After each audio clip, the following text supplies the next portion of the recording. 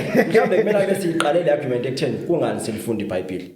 Ngoba sekucacile ukuthi kwezinye indawo liyafundwa but ayaziwe injongo yalo. Amen. Siyalifunda iBhayibheli ukuze sizothola indlela yokuphila lana nangale kwethuna.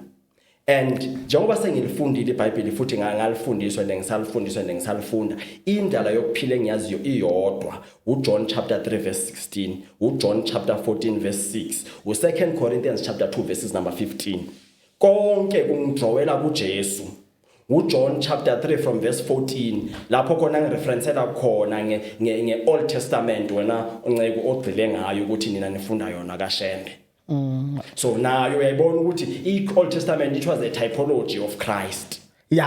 So mina manje ngivala ngako kunye uJesu Kristu uyinkosi uyabusa futhi uyabuya maduze abantu abaphenduke nokuze basho njalo olake lukaNkulunkulu oluzayo. Amen.